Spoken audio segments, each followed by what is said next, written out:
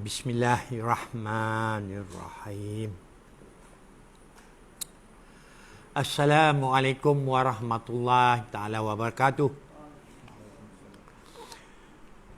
Bismillahirrahmanirrahim. La yadhurru ma'asmihi shay'un fil ardi wa la fis sama'i wa huwas samiul alim. Huwallazi arsala rasulahu bil huda wa dinil haqq liyuzhirahu 'ala dini kullih wa kafaa billahi shahida. Bismillahirrahmanirrahim. Allahumma shalli ala Muhammad. Bersyukur kita kepada Allah Subhanahu Wa Taala, di pagi yang mulia ini kita terus dapat berbincang mengenai pengajian bahasa Arab Nahwu Shorof. Hari ini siri yang ke-25. Hari ini siri yang ke-25. Jadi kita bersyukur banyak-banyak kepada Allah. Pada tuan-tuan, puan-puan, kita mulakan majlis kita dengan berdoa lah. Kita jemput Ustaz Farid Sulaiman untuk membacakan doa. Sila.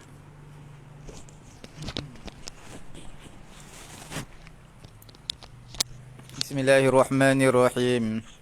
Alhamdulillahi Rabbil Alamin. Wassalatu wassalamu ala Rasulina Muhammadin wa ala alihi wa sahbihi ajma'in.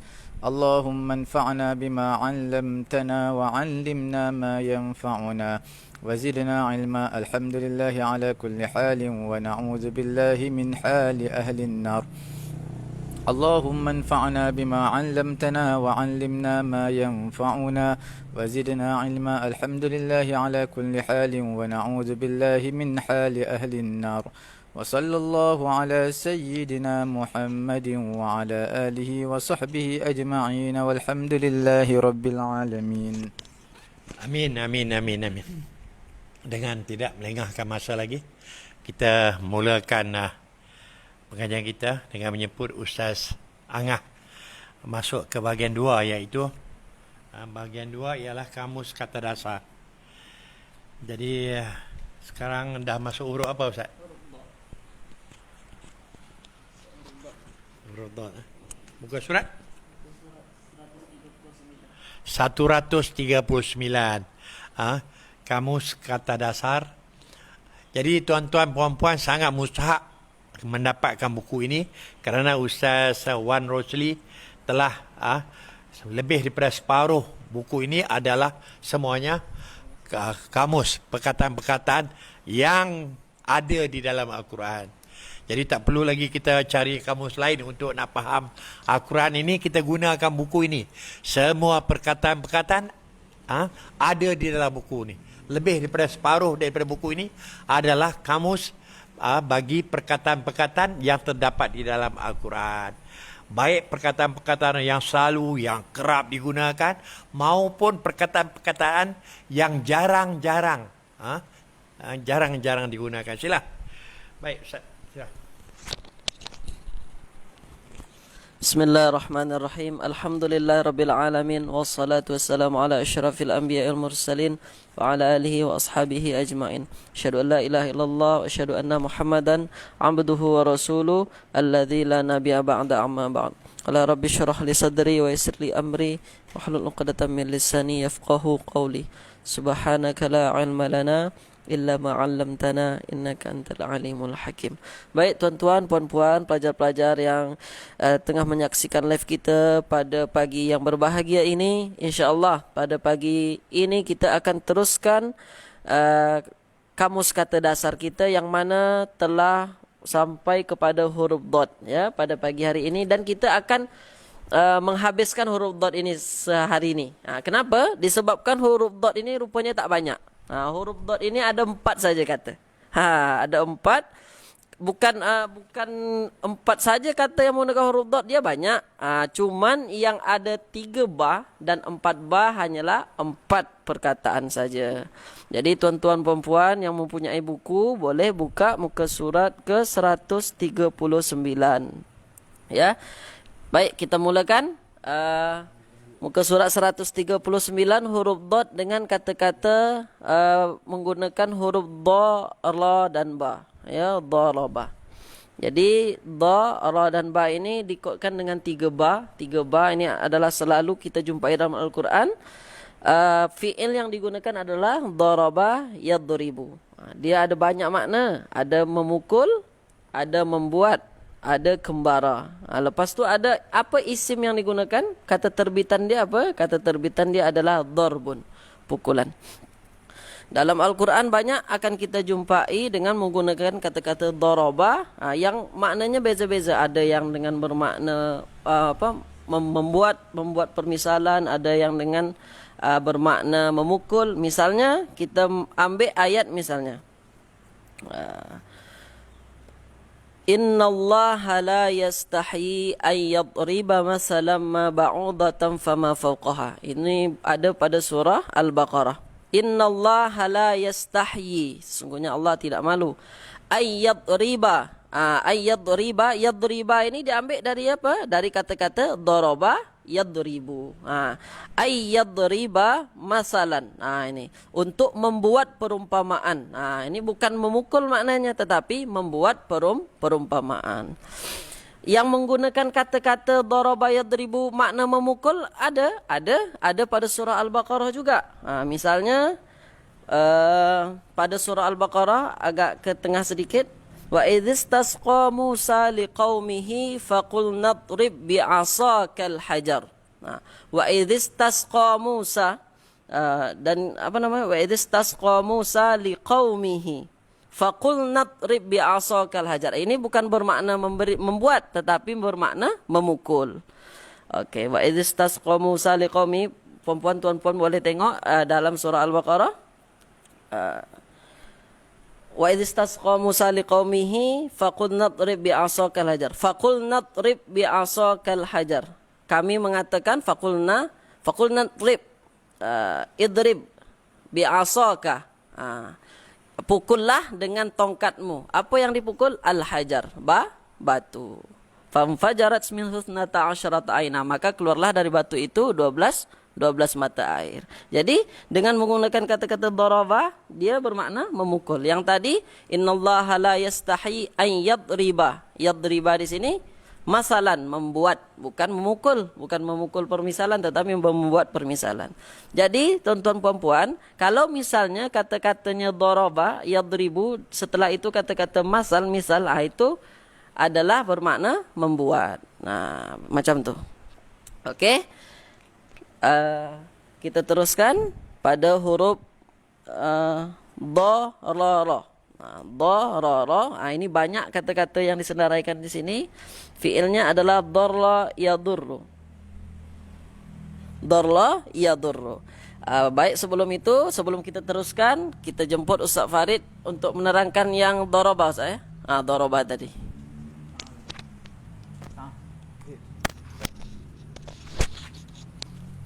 Bismillahirrahmanirrahim. Mengenai daraba ni kita kena buka kamus tu. Dia ada muta'addi dengan huruf apa? Dengan ala dan dengan beberapa huruf yang lain. Kalau daraba dengan masalah, maksudnya perumpamaan. Innallaha la yastahi an yadriba masalan. Ya ayyuhan nas qad duriba masalan fastami'u lah. Jadi daraba yadribu lepas dia masalah makna memberi perumpamaan. Tapi kalau daraba lepas dia ala, suratul kahfi, fadarabna ala adhanihim. Fadarabna ala, maknanya darabna ala maksud apa? Maksudnya adalah daraba ala, iaitu tutup. Tutupkan telinga mereka. Maknanya mereka tak dengar, mereka tidur. Fadarabna ala adhanihim fil kahfi sinina adada, beberapa tahun. Nampak Jadi daraba, kalau makna yang asal daraba saja maknanya pukul. Lepas dia ada maf'ulun bih. Sebab dia fi'il yang muta'addi. Tapi kalau muta'addi dengan huruf jar, kena tengok kamus. Ada memberi implikasi makna yang lain. Okey. Baik, terima kasih Ustaz Farid yang telah menerangkan tadi tambahan dengan huruf darabah ya. Jadi kita ulang lagi darabah, kalau dia setelah darabah itu masalan, berarti dia memberi perumpamaan. Jadi memang di Al-Qur'an banyak tuan-tuan akan perempuan akan jumpai darabah masalan ini, atau dia menggunakan fiil mudhari yadribu ay yadriba masalan. Jadi kalau setelah darabah, kata darabah itu ada masal, berarti membuat perumpamaan. Tetapi kalau setelah kata daraba ini ada huruf jar yang diterangkan oleh Ustaz Farid, maka kita rujuk dulu kepada kamus. Apa makna yang diinginkan dia. Okey, lepas tu kalau misalnya kata daraba ini ada isim terus, makna itu adalah memukul. Okey. Baik, sekarang kita masuk ke teruskan pada huruf darara. Ada fiilnya darla yadur, memberbahayakan. Darla yadur. Okey. Ini adalah 3 huruf sebenarnya darara, tetapi karena hurufnya sama maka dibuat syabdu. Darla yadurlu. Lepas tu ini isimnya adalah durrun. Bahaya atau mudarat. Ada kata-kata lagi darla mendatangkan bahaya, darla yadarru. Darla yadarru mendatangkan bahaya. Lepas tu ada kata-kata dirarun, tujuan mendatangkan bahaya. Ittarra, terpaksa atau memaksa. Lepas tu ada kata-kata darra'u, kepayahan atau kemiskinan. Lepas tu ada kata-kata dararun, hilang upaya seperti buta. Tuan-tuan boleh tengok pada muka surah 139 ya, 139 pada huruf darara. Misalnya tadi dalam ayat Al-Quran, dalam doa pun ada, kita menggunakan kata-kata darra yadurru. Misalnya yang telah dibacakan oleh moderator tadi sebelum mulakan majlis kita, Bismillahilladzi la yadurru ma'asmihi syai'un fil ardi wala fis sama. Bismillahilladzi la yadurru ma'asmihi syai'. Ini kata-kata diambil dari kata-kata darra yadurru. Lepas tu misalnya ada pada ayat lain, misalnya ada kata-kata dengan ayat lan yadurrukum illa aza. Lan yadurrukum diambil dari apa kata-kata dia? Darra yadurru. Lan yadurrukum illa aza. Ya, tidak, maknanya tidak akan pernah membahayakan kalian kecuali dengan izinnya. Lepas tu ada pada surah Al-Baqarah juga. Misalnya wa idza talaqtumun nisaa fa balaghna ajalahunna. Wa idza talaqtumun nisaa fa balaghna ajalahunna fa amsikuhunna bima'rufin aw sarrihuhunna bima'ruf wala tumsikuhunna diraran lita'tadu. Wala tumsikuhunna diraran. Ini ada kata-kata diraran, menggunakan kata-kata diraran. Wala tumsikuhunna diraran lita'tadu. Dia menggunakan kata-kata diraran. Ada lagi sahabat yang menggunakan kata-kata darrun di dalam Al-Quran yang lain? Banyak ya, banyak tuan-tuan perempuan akan jumpai dengan menggunakan huruf darara ini. Dia kodkan dengan 3 ba, bermakna ini akan selalu kita jumpai dalam Al-Quran. Baik tuan-tuan perempuan, kita teruskan. Ada 2 lagi perkataan sebelum kita masuk pada mencari kata dasar pada surah Yasin, lanjutan yang semalam. Okey. Namun sebelum tu kita dengarkan dulu tambahan daripada Ustaz Farid, insya-Allah. Dalam Quran ada satu lagi disebut sebagai mudhar. Daripada darra juga. Kita tengok darra yadurru, durrun, lepas tu darra, isim maf'ul mudhar. Mudhar. Dalam Quran, dalam surah apa nama surah ayat mengenai dengan faraid lah, harta pusaka. Kalau kita buka Al-Quran, muka surat yang ke berapa? Ke 79. Rasam Osmaniyah 79, ayat yang ke-12, Suratun Nisa. Apa ayat dia? Mi ba'di wasiyatin yusa biha aw dainin ghayra mudar. Nampak? Ghayra mudar, tidak memudaratkan. Mana selepas daripada wasiat, yang telah diwasiatkan ataupun hutang. yang tidak memudaratkan. Apa maksud tak memudaratkan ni? Hutang, wasiat tak memudaratkan. Di sini ada dua. Ada yang kata hutang dan juga wasiat tak memudaratkan ni tak memudaratkan waris. Maknanya ada dua. Yang pertama, janganlah wasiat lebih 1/3. Janganlah nak bayar hutang pun tak boleh lebih 1/3. Bayar hutang boleh lebih 1/3 Bayar wasiat tak boleh lebih 1/3. Sebab hutang tanggungjawab si mati kepada orang yang masih hidup. Jadi waris dia kena sempurnakan. Maksudnya wasiat tak boleh lebih 1/3 wasiat. Sebab bila wasiat lebih 1/3 akan mudar.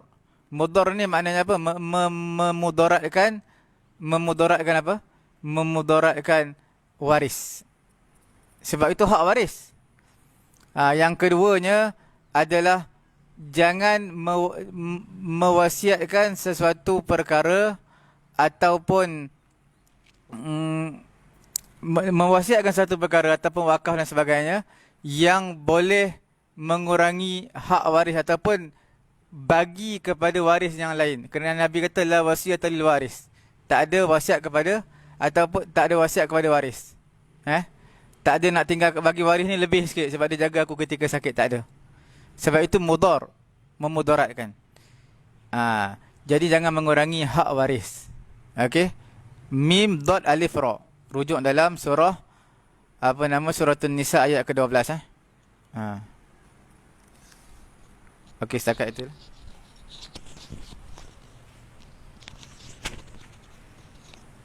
Okey, terima kasih. Kami ucapkan kepada Ustaz Farid yang telah menambahkan dengan menggunakan kata-kata mudar tadi. Ini mengenai tentang wasiat tentang wasiat yang memudaratkan. Okey. Baik, tuan-tuan puan-puan, kita teruskan pada muka surat ke-140.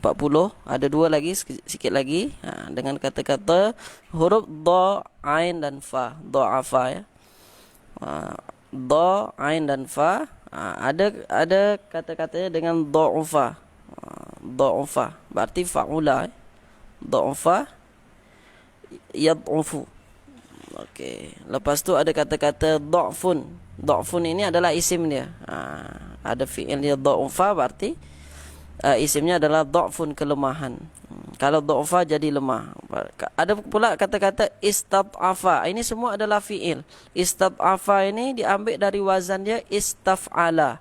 Ada pada muka surat ke-14. Jadi tuan-tuan puan-puan, selalulah kalau ada fi'il kena rujuk terus pada muka surat ke-14 karena fi'il ini dia banyak wazan dia, corak wazan dia banyak. Muka surat 14 itu ada berapa? 9 berapa? 9. Ada muka surat 14, tuan-tuan boleh tengok ada af'ala, fa'ala. Istaf'ala yang mana yang paling belakang sekali? Istaf'ala yang paling hujung. Istad'afa, istaf'ala. Macam tu nanti kalau kita nak mencari kata dasar dia. Istaf'ala berarti huruf asli dia adalah fa'ala, berarti istad'afa berarti dha, ain dan fa. Yang tiga huruf belakang dia yang digunakan. Menganggap lemah maknanya. Lepas tu ada kata-kata dhaif, jamaknya du'afa. Ini sudah menjadi kata-kata dah dimasukkan dah digunakan dalam keseharian kita. Dhaif, du'afa sama dengan di'af. Okey. Dhaif, du'afa. Kita selalu menggunakan du'afa, kaum du'afa. Tetapi asli dia dalam bahasa Arab adalah du'afa. Kalau kita bahasa Melayu, du'afa, kaum du'afa. Okey, bermakna yang lemah. Kalau dhaif, satu orang lemah. Du'afa, banyak orang lemah. Okey. Ada kata-kata dha'afa, menggandakan. Lepas tu ada kata-kata dhi'fun, at'afun, gandaan. Okey, jamaknya at'afun. Misalnya pada surah At-Taubah. Pada surah At-Taubah ayat ke-91 kita akan dapati dengan menggunakan kata-kata ini. Kata-kata dha, ain dan fa ini dia menggunakan kata-kata du'afa. Laisa 'alad du'afa wala 'alal mardha. Ini dia menceritakan tentang bahawa ini bukanlah tidaklah untuk kaum orang yang lemah dan orang-orang yang sedang sakit untuk pergi berperang. Laisa 'alad du'afa wala 'alal mardha. Ini menggunakan kata-kata du'afa, du'afa. Asli dia hurufnya adalah huruf dha, huruf ain dan huruf fa. Ustaz Farid ada nak tambah? Ini lepas tu kita teruskan. Ini satu terakhir karena memang masa kita tak banyak. Okey, terakhir adalah huruf dha, lam dan lam. Dhalal, dha, lam, lam. Paling bawah sekali ada fiilnya dhalla yadhillu, sesat, hilang. Ya, sesat atau hilang. Lepas tu ada kata-kata dhalalun dengan makna dhalalatun, kesesatan. Dhalalah, dhalal, kesesatan. Lepas tu ada kata-kata adalla, adalla, menyesatkan. Lepas tu ada kata-kata dhallala, menjadikan tidak tentu hala. Dhallala. Misalnya dalam Al-Fatihah kita selalu baca ghairil maghdubi alaihim waladdallin. Ini dia. Diambil dari kata-kata dhalala. Itu adalah apa? Itu adalah isim fa'il. Berarti tidak juga orang yang sesat. Lepas tu misalnya wa may yudlilillahu falan tajida lahu sabila. Wa may yudlili. Ini diambil juga dari huruf dad lam lam. Misalnya ada lagi dalam surah Al-Baqarah dengan menggunakan kata-kata dhalalatun. Ulaika alladzina ishtarau dhalalata bil huda. Ulaika alladzina ishtarau dhalalata. Mereka itulah orang-orang yang membeli kesesatan dengan petunjuk. Okey. Baik tuan-tuan dan puan-puan, sebelum kita masuk pada pencarian kata dasar surah Yasin, pagi hari ini insyaAllah sedikit saja, tidak banyak. Kita serahkan dulu kepada Ustaz Farid untuk menambahkan tentang huruf dad, lam dan lam ini. Bismillahirrahmanirrahim. Kita cuba lihat balik mengenai dha'ufa. Dha'ufa maknanya lemah. Tuan-tuan dalam bahasa Arab ni amat penting dalam menitik beratkan baris. Dha'ufa maknanya lemah. Kalau dha'afa makna menggandakan. Apa maksud menggandakan? Menjadikan ia banyak. Itu maksud menggandakan. Itu dha'afa, fi'il mudhari', past tense dia. Dha'ufa past tense dia, dha'ufa tu past tense untuk lemah, sakit. Okey? Kalau dha'afa past tense juga tapi untuk apa? Menggandakan, menjadi ia banyak.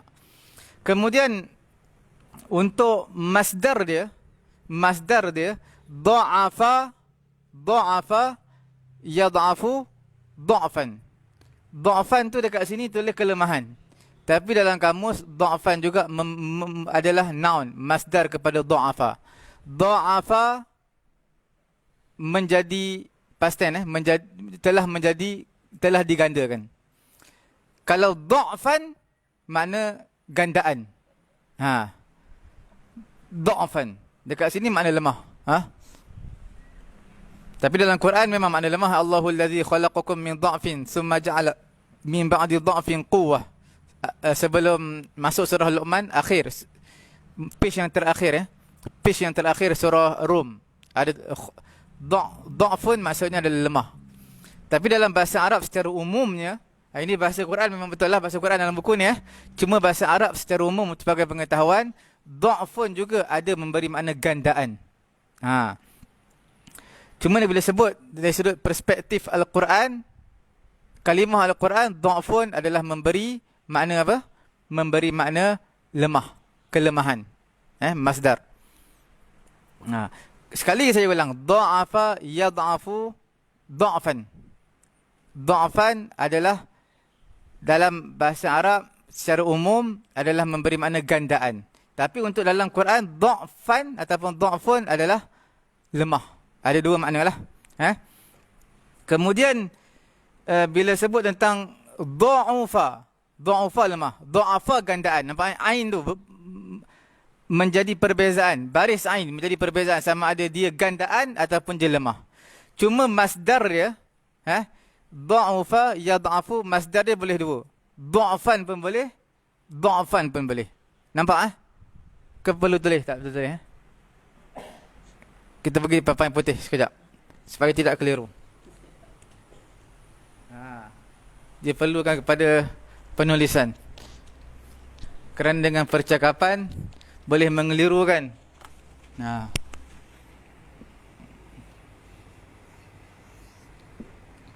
Dha'afa past tense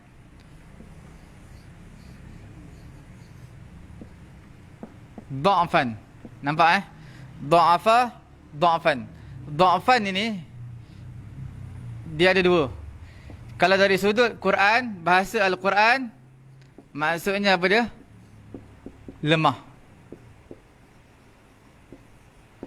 Kalau dari sudut bahasa Arab secara umum, dia ada dua makna. Sama ada lemah ataupun gandaan. Nampak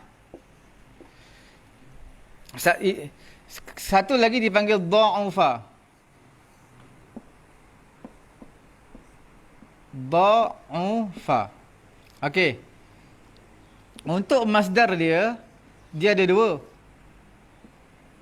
Sama ada dha'fan ataupun dha'fan. Dua-dua boleh.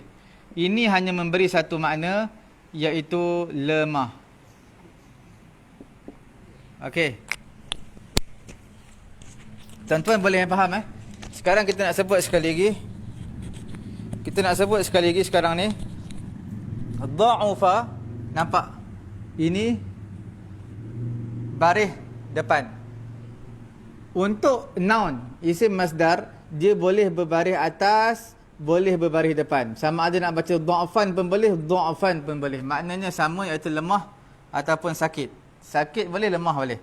Okey. Dha'afa, sudah pasti dha'afa memberi makna apa? Gandaan. Ini memberi makna gandaan. Gandaan. Okey.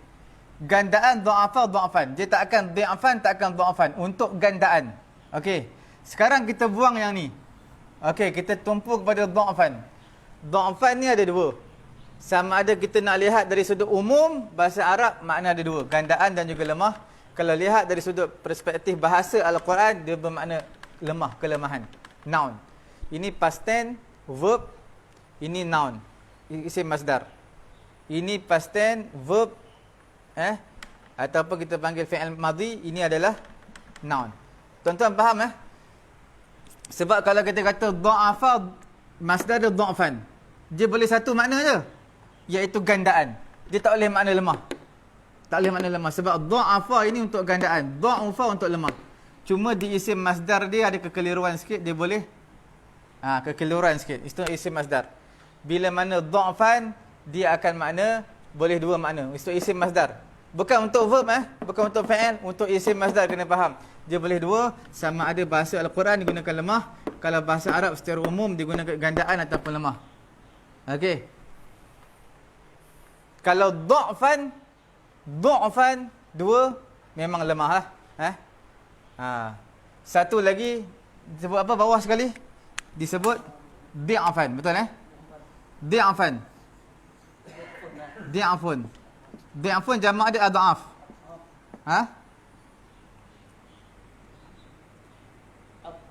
Adhaf. Dalam surah Al-Hadid tulis ada sebut ke perkataan dhi'afun. Man zal ladzi yaqridullaha qardan hasanan. Apa ni? Ayat bawah sekali. Okey, tak apalah. Nanti kalau ada bagi tahu dhi'afun adhaf. Nampak? Dhi'afun kalau berbaris bawah, itu bermakna hanya gandaan sahaja, tak boleh bermaksud lemah. Boleh tuan-tuan? Memang keliru. Dhad, ain, fa memang mencelarukan pemikiran kita. Sebab dia lemah. Mencelarukan. Boleh tuan-tuan kena tulis. Kalau tak tulis, memang agak keliru. Dha'afa, dha'afu, dha'afan adalah makna gandaan. Dha'ufa, isim masdar dia, noun dia adalah dha'fan ataupun dha'fan adalah lemah. Dhi'afun sama makna dengan atas ni. Nampak? Dhi'afun sama makna dengan dha'fan, iaitu gandaan. Boleh yang perumpamaan yang sedekah. Masalul ladzina yunfiquna amwalahum fi sabilillah kamathali habbatin ambatat sab'a sanabila fi kulli sumbulatin mi'atu habbah wallahu yudha'ifu liman yasha. Yudha'if. Kalau dha'afa memang gandaan lah, yudha'ifu liman yasha. Dha'afa yudha'ifu.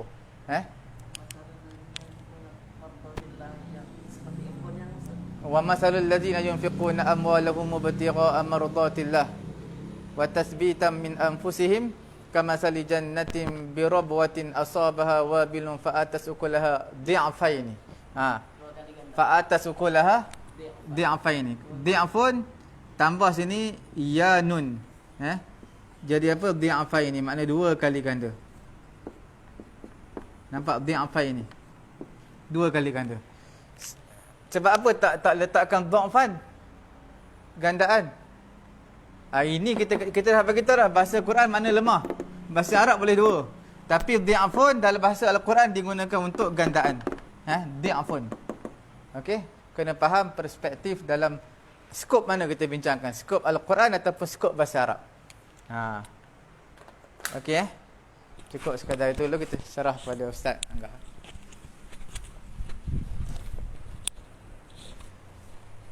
Terima kasih banyak kita ucapkan kepada Ustaz Farid yang telah menerangkan ya perbezaan antara dha'ufa dengan dha'afa. Memang Ustaz Farid adalah pakar dalam bidang-bidangnya, pakar-pakar kata-kata dia beza, dia kata memang Ustaz Farid adalah pakar kita. Jadi tuan-tuan dan puan-puan, apa yang kurang faham atau yang tidak faham boleh komen di ruang komen, insya-Allah nanti boleh dijawab sama-sama.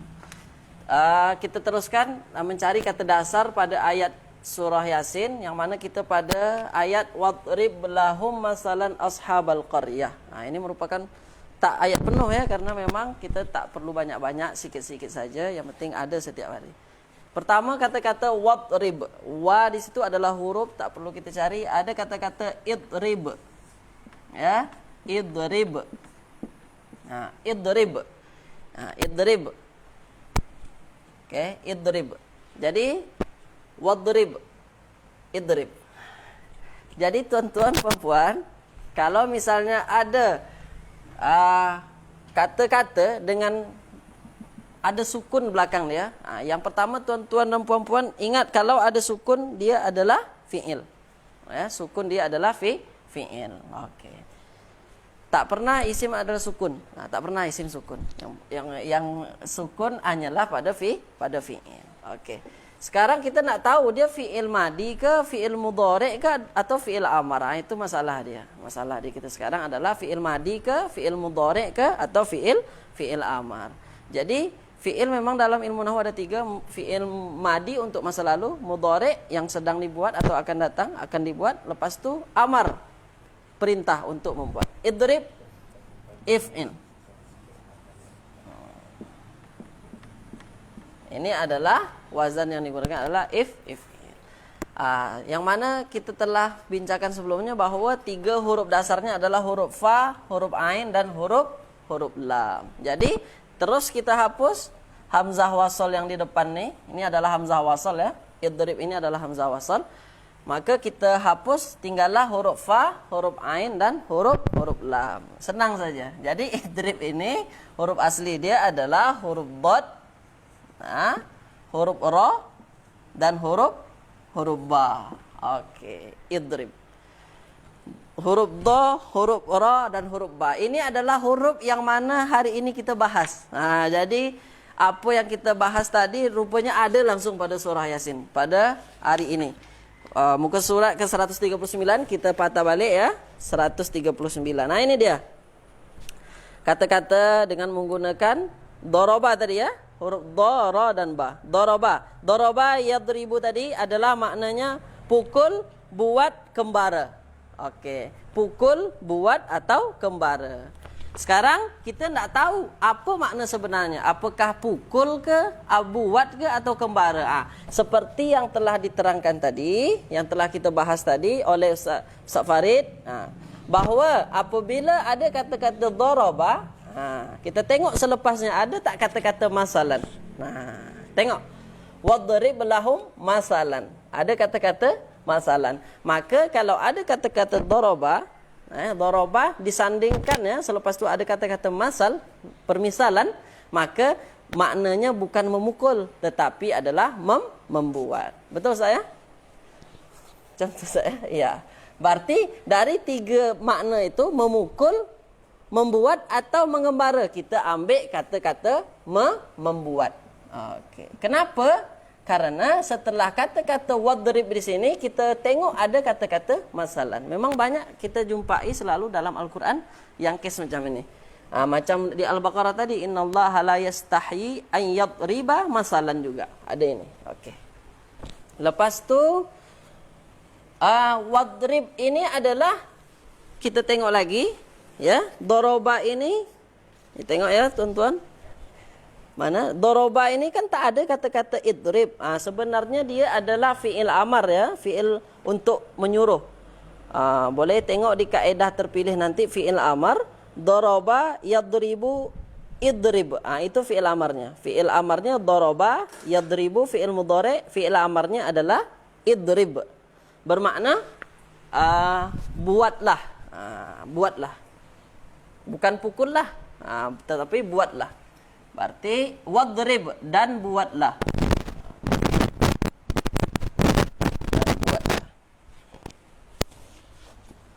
Lepas tu ada kata-kata lahum. Lahum tak, karena lahum tidak mempunyai kata dasar. Walaupun dia 3 huruf, ini merupakan gabungan dari beberapa kata ya. Lahum ini bukan kata yang memiliki kata dasar. Lepas tu lahum ini bermakna bagi mereka. Bagi mereka. Masalan. Ini masalan. Masalan. Okey. Masalan. Okey, masalan. Masalan ini kan ada 4 huruf. Ada huruf mim, huruf sa, huruf lam, huruf alif belakang. Lam alif. Sebenarnya ini adalah kaedah penulisan saja tuan-tuan dan puan-puan. Sebenarnya ini adalah 3 huruf saja.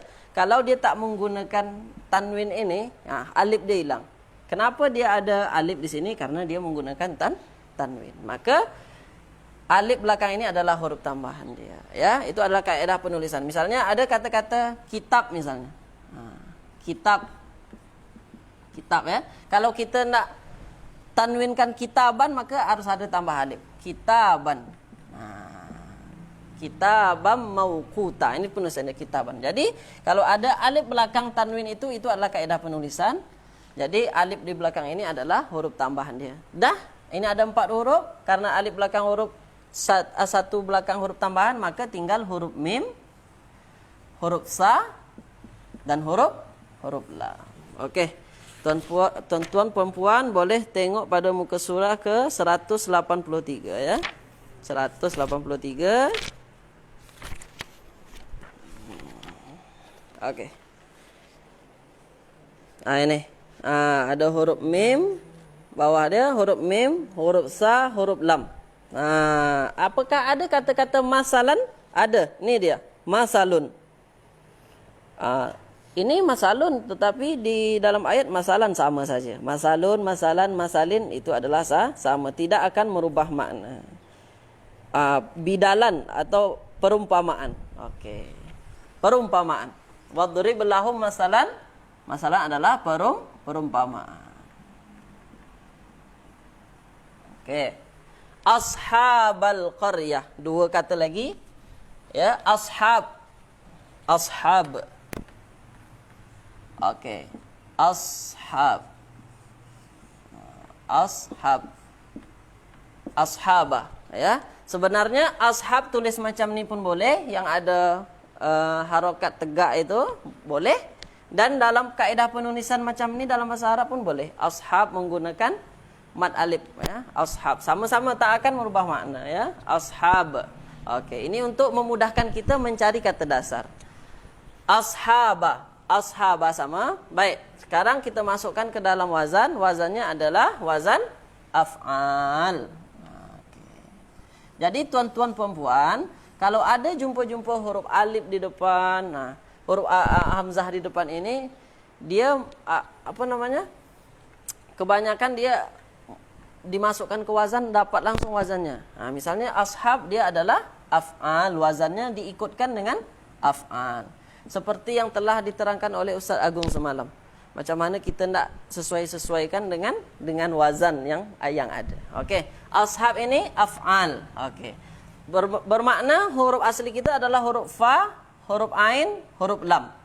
Mana yang sesuai dengan fa? Fa di sini adalah sukun, di atas yang sukun apa? Huruf shad.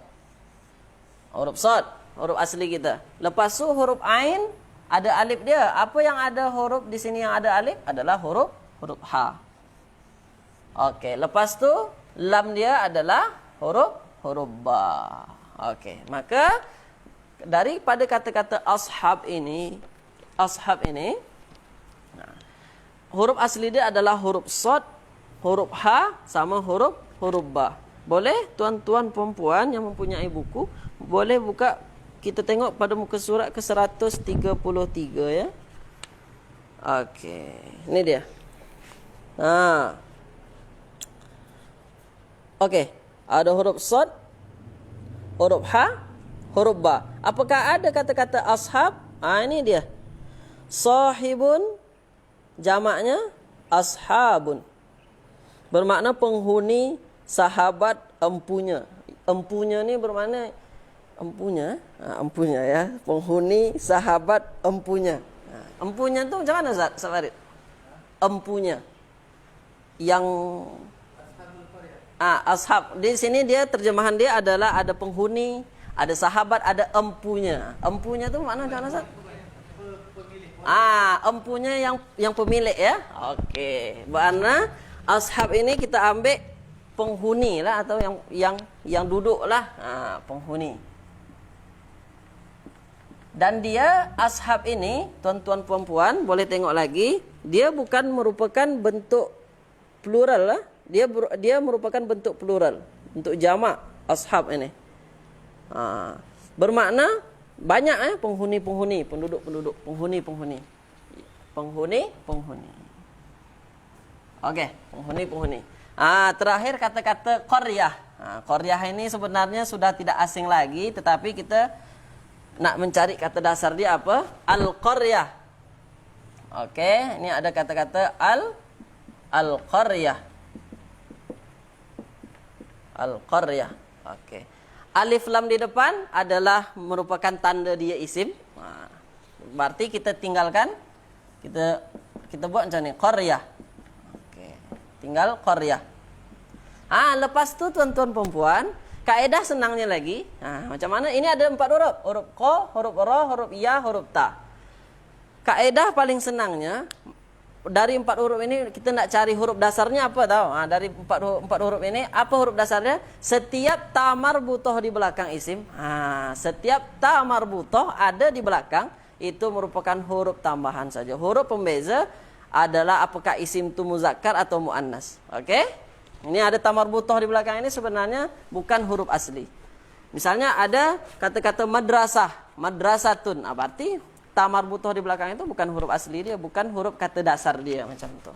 Qaryah bermakna terus saja kita buang karena dia ta marbutoh di belakang ini sebenarnya dalam bahasa Arab kaedah dia ada salah satu kaedahnya untuk membezakan isim tu apakah muzakkar atau muannas. Itu nanti kajiannya. Sekarang kita hapus ta marbutoh di belakang. Maka huruf dasar dia adalah huruf qaf, huruf ra, huruf ya. Sekarang kita rujuk dalam kamus kata dasar kita, ada ke tak? Ada ke tak? Apakah ada huruf qa, huruf ra, huruf ya ini yang menjadikan makna qaryah? Okey.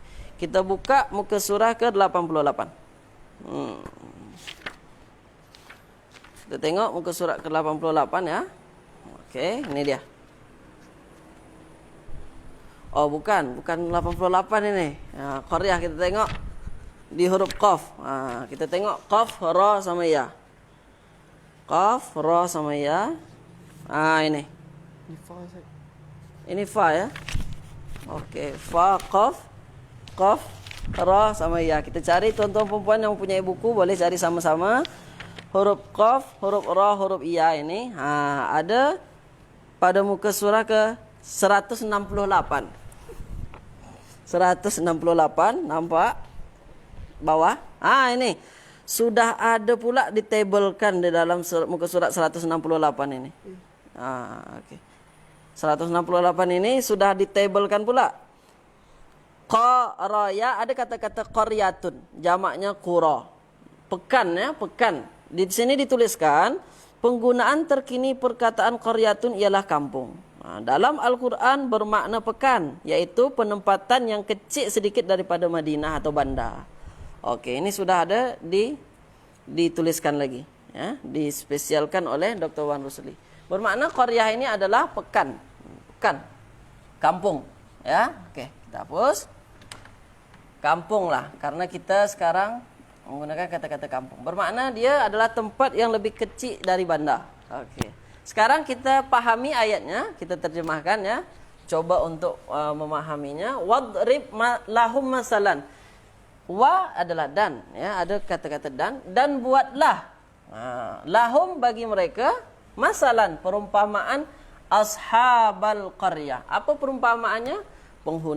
Penduduk suatu kampung, penduduk suatu negeri, suatu kampung yang kecil. Okey.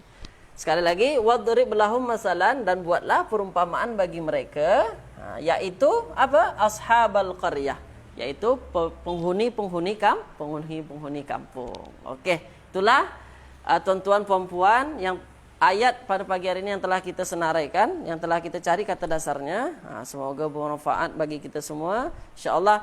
Dan kami selalu harapkan tuan-tuan dan puan-puan, apa yang telah kita belajar pada pagi hari ini, senantiasa kita muzakarah di rumah, kita praktis terus.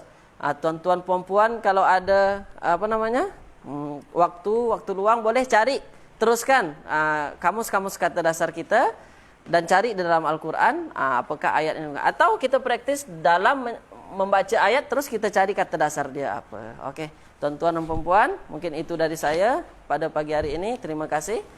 Saya kembalikan ke moderator. Assalamualaikum warahmatullahi wabarakatuh.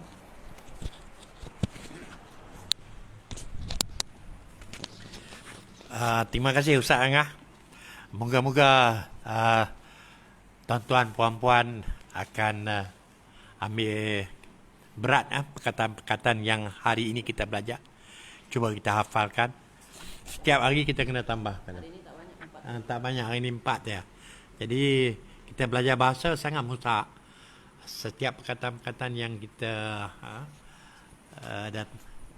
dapat setiap hari, kita kena usaha untuk menghafalnya. Baik, dengan tidak melengahkan masa lagi, kita pergi ke bahagian 1.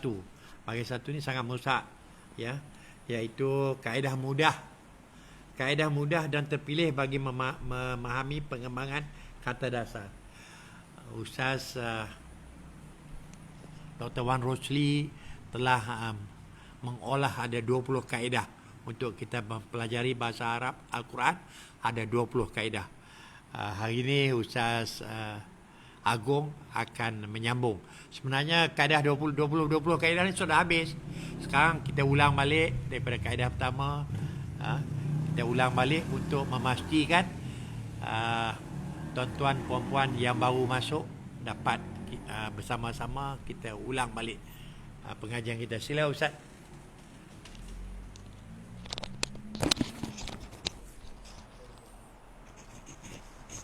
Bismillahirrahmanirrahim. Assalamualaikum warahmatullahi wabarakatuh. Alhamdulillahi wassalatu wassalamu ala rasulillah la nabiyya ba'da amma ba'd. Rabbi syrah li sadri wa yassir li amri wahlul 'uqdatam min lisani yafqahu qawli. Tuan-tuan dan puan-puan semua, alhamdulillah kita telah sampai pada kaedah terpilih nombor 4, iaitu pada muka surat 11. InsyaAllah tadi semalam pada kaedah terpilih 3 kita sudah belajar mengenai al-fi'lu al-madi. Al-fi'lu al-madi.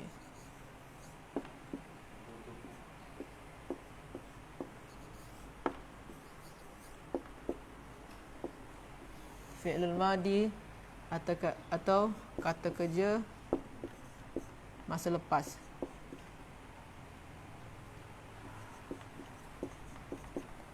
Kata kerja lepas. Kita dah belajar fi'il madi. Dia ada 3 pattern. Semalam kita dah belajar corak dia punya. Kalau yang untuk 3 huruf saja, yang 3 huruf, ada yang 4 huruf, ada yang 5 huruf, ada yang 6 huruf. Kita dah tahu pattern-pattern dia punya. Ada lagi yang lain sampai 9. Ada 9 corak Atau dalam bahasa dinamai wazan. 9 wazan untuk fi'il madi. Kita dah belajar yang ni. Adapun hari ni kita nak belajar selain daripada fi'il madi, dalam bahasa Arab ada nama dia al-fi'lu al-mudhari'.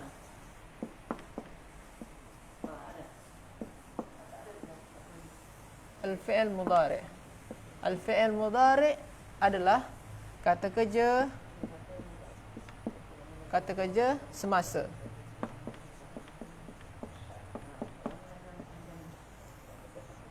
Kata kerja semasa. Jadi kata kerja semasa, al-fi'lu al-mudhari', kata kerja semasa. Yang semalam fi'il madi, yang hari ini al-fi'lul mudhari', kata kerja semasa. Jadi kita pun hari ini nak belajar macam mana bentuk kata kerja semasa dalam bahasa Arab.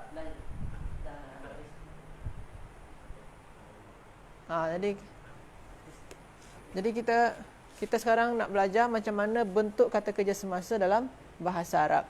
Cuma kita nak ambil yang perubahan dari kata kerja fi'il madi yang 3 huruf menjadi kata kerja semasa. Jadi yang fi'il madi 3 huruf ni macam mana diubah menjadi kata kerja semasa. Yang 3 huruf saja. Tapi kalau yang untuk yang 4 huruf, yang 5 huruf, yang 6 huruf, nanti pada kaedah terpilih nombor 5, insya-Allah. Jadi hari ini kita nak belajar fi'il mudhari'. Cuma kita khaskan fi'il mudhari' yang diambil daripada fi'il madi yang 3 huruf. Jadi fi'il madi 3 huruf berubah dia kepada fi'il mudhari' macam mana? 3 huruf. Okey. Semalam kita ada berbincang fi'il madi yang 3 huruf tu pattern dia fa'ala, lepas tu ada lagi fa'ila, lepas tu ada fa'ula. Ini pattern dia semalam 3 huruf. Tiga pattern untuk yang 3 bentuk dia untuk yang 3 huruf semalam. Ada yang 3 huruf tu pakai ain, dia pakai atas, baris atas. Ada yang pakai baris bawah, ada yang pakai baris depan. Ini yang fi'il madi semalam. Ini fi'il madi.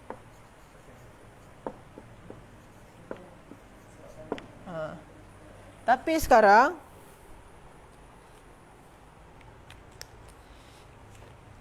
untuk fi'il mudhari', contoh fi'il madi dia adalah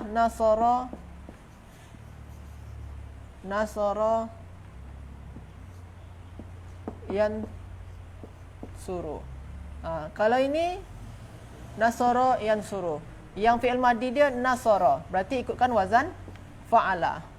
Ikutkan pattern fa'ala. Nasara fa'ala. Ini fi'il mudhari' dia. Ini fi'il mudhari' dia. Al-fi'il mudhari'. Makna dia apa? Menolong. Sebab tu dalam doa Allahumma ansur al-mujahidina fi Palestin, contoh dia kan, al-unsur. Unsur tu daripada perkataan nasara yansuru. Yansuru. Jadi dia masih dengan kata dasar yang sama. Nun, sad dan ra. Jadi nasara yansuru. Ini fi'il madi dia. Ini maknanya telah menolong. Ini sedang menolong. Yang ini fi'il madi ikutkan wazan atau pattern fa'ala. Ini wazan dia apa? Berarti kalau ini wazan dia adalah yaf'ulu. Fi'il madi dia wazan dia macam ni saja. Sama ada ain dia yang berubah-ubah. Dia wazan dia macam tu saja. Sama ada dia yaf'ulu, yaf'ilu, yaf'alu. Cuma ain dia saja yang berubah. Berarti yansuru sini. Sini berarti ain dia adalah dhammah pada baris depan. Contoh lain dalam kitab tu ada juga. Daraba, ini baru dimaknakan tadi. Masa sebelum ni, daraba yadribu. Ini fi'il mudhari' dia. Daraba ni fi'il madi dia. Ikutkan pattern fa'ala. Ni daraba yadribu. Berarti dia ikutkan pattern yang ini juga. Cuma baris dia baris bawah. Yaf'ilu. Baris dia baris bawah yaf'ilu. Kalau sini yaf'ulu, sini yaf'ilu. Berbeza dia. Okey. Cuma fi'il madi tetap sama. Pattern dia yang ni. Tetap yang fa'ala. Itu pattern atau wazan dia tetap sama. Ada apa? Soalan. Lepas tu sabaha, ini makna dia, makna tadi kan dah tahu tadi, makna tuan-tuan dan puan-puan tadi dah tahu, makna dia memukul atau memberi perumpamaan. Lepas tu ada dalam kitab juga sabaha. Sabaha yasbahu. Sabaha yasbahu. Sabaha ni masih ikutkan wazan fa'ala, sama saja. Yasbahu ni pun ikut juga yang ni. Cuma baris dia baris atas. Yasbahu berarti yaf'alu. Macam tu. Sabaha yasbahu. Kita tengok mana pada muka surat berapa dia tu sabaha yasbahu. Kita cari makna dia. Sin, huruf sin, sabaha.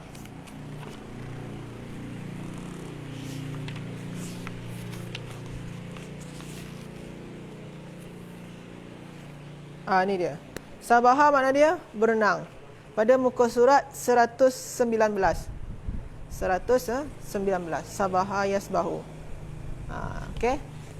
Jadi kita tahu pattern wazan dia. Kalau sabaha fi'il madi, wazan dia fa'ala. Yasbahu fi'il mudhari' atau kata kerja semasa, wazan dia adalah yaf'alu. Macam tu. Lepas tu rakiba yarkabu. Rakiba yarkabu.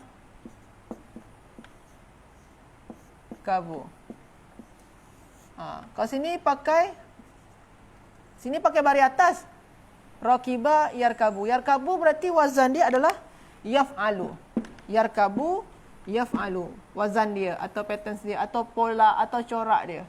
Kalau rakiba, wazan dia atau pattern dia atau corak dia adalah fa'ila. Rakiba fa'ila. Berarti dia ikutkan yang ni. Ikutkan yang ni. Jadi yang berbeza tu memang di ain saja. Di ain dia saja. Ain dia. Sama ada ai, a. Yaf'alu, yaf'ilu, yaf'ulu. Itu saja yang berbeza. Samalah fi'il madi macam tu juga. Ini yang untuk 3 huruf. Yang untuk fi'il madi dia 3 huruf. Terakhir, kabura.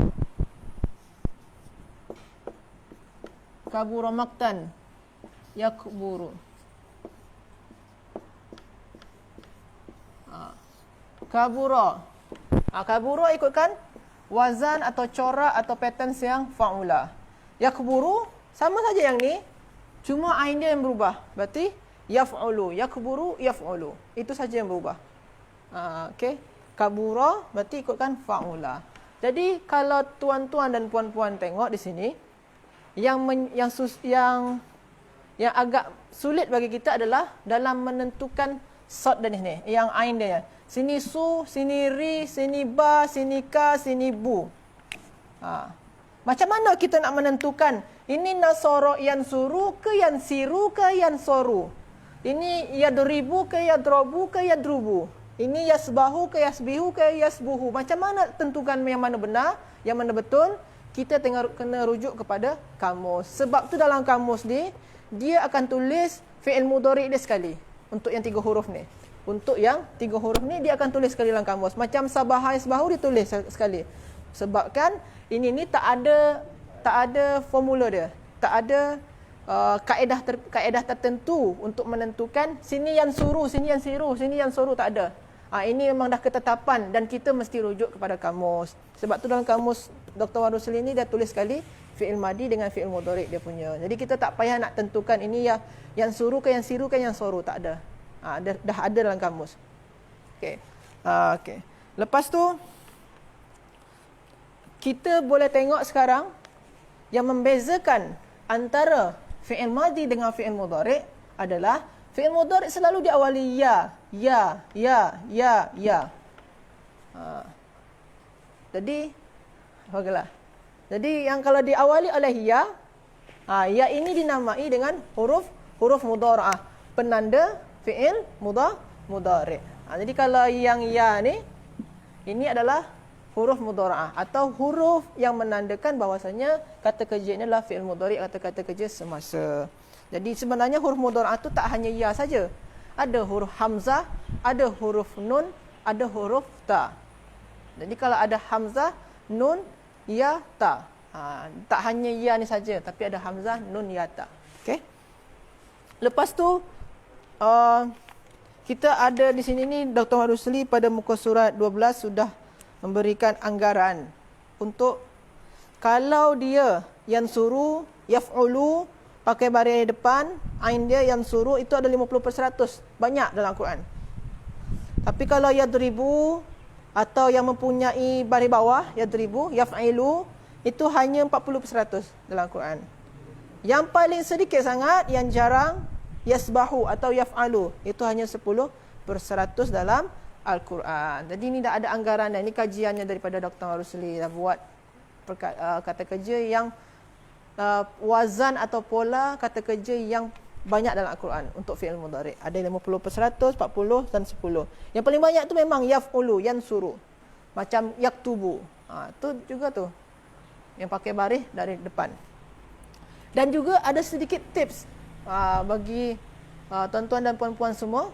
Jikalau kita tengok sekarang contoh bahasa Arab meminta adalah sa'ala. Ini 3 huruf. Jikalau huruf kedua atau ketiga atau jikalau huruf kedua atau ketiga itu tu ada termasuk daripada golongan huruf halqi. Apa saja huruf halqi? Apa saja? Hamzah, ha, apa lagi? Kha, apa lagi? Ain tu, ghin tu, ha. Okey, ada berapa? Ada 6. Jadi kalau huruf kedua ataupun huruf ketiga dia termasuk kepada huruf halqi, selalunya dia fi'il madi dengan fi'il mudhari'nya berbaris fathah saja, baris atas saja.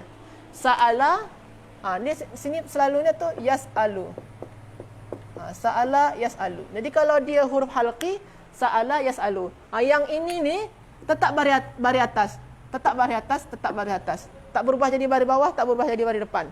Sa'ala yas'alu. Jadi jangan sa'ala yas'ulu, tak. Sa'ala yas'alu. Kalau huruf kedua atau ketiga adalah huruf halqi. Contoh yang lain. Contoh yang lain di sini ni. Salakha yaslahu. Salakha. Salakha ni huruf yang kha dia huruf halqi. Fi'il mudhari' dia adalah lahu. Salakha yaslahu. Jadi macam tu. Adalah tips sedikit dari Dr. Marusli untuk memudahkan kita semua. Tapi ala kulli hal semua ni dah ada dalam kamus. Jadi tuan-tuan dan puan-puan tak payah nak peningkan. Ini nak tentukan baris dia tak payah nak pening sebab kita boleh rujuk kepada kamus sebab di setiap kamus selalunya dah disediakan, dah disenaraikan bentuk fi'il mudhari' dia sekali. Jadi jangan peningkan yang ni sebab dia dah ada dalam kamus. Cuma kita mesti tahu wazan dia, pola dia kita kena tahu. Kalau kita terjumpa yadribu, apa pola dia? Pola dia adalah yaf'ilu. Ini jenis kata kerja apa? Kata kerja semasa atau fi'il mudhari'. Contoh lagi, raqiba. Raqiba ni apa pola dia? Pola dia adalah fa'ila. Ini kata kerja apa? Kata kerja di masa lepas. Kata kerja lepas. Jadi kita kena tahu dua hal tu. Jenis dia apa? Kata kerja masa lepas ke masa semasa? Lepas tu pola dia. Pola dia ikutkan yang mana? Kita kena tahu. Itu saja. Tapi kalau nak tahu makna, akan tetap rujuk pada kamus. Baris dia pun ada dalam kamus. Okey. Tuan-tuan dan puan-puan yang dirahmati oleh Allah Subhanahu Wa Taala. Lepas tu kita tengok kepada latihan muka surat 13. Jadi tuan-tuan boleh mengerjakan latihan-latihan yang ada. Contoh yang di sini kasaba. Sini yaksibu ke yaksabu ke yaksubu. Ini sin dia tak bagi baris ni. Nampak Hafiz? Sin dia tak bagi baris. Yaksibu ke yaksubu ke yaksabu. Macam mana nak tentukan? Kita rujuk kepada kamus. Sebab tu Dr. Marusli cakap kemudian cari kepastian melalui kamus pada bahagian kedua. Kita pertama kita terka je. Terka yaksibu ke yaksabu ke yaksubu. Kita terka saja. Nak pastikan dia terujuk pada kamus. Ni kasabah yaksibu. Tengok kan kaf, sin dan ba. Kita cari dalam kamus. Kaf, sin dan ba. Okey.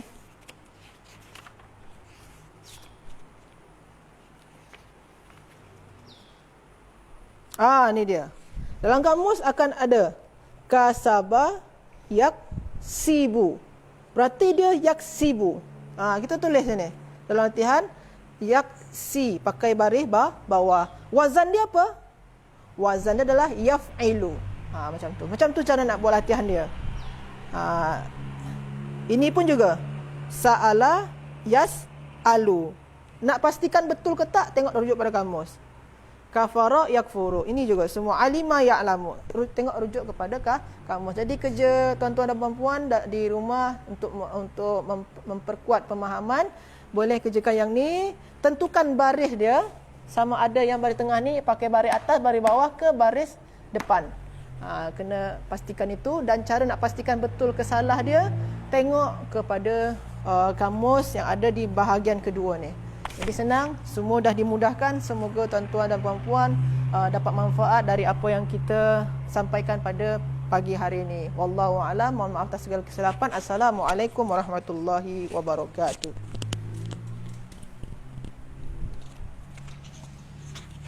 Baik, terima kasih Ustaz Agong. Jadi untuk mengakhirkan pengajian kita pada hari ini, kita menjemput Ustaz Farid untuk pergi ke bahagian ketiga. Bahagian ketiga ialah pengukuhan. Sila.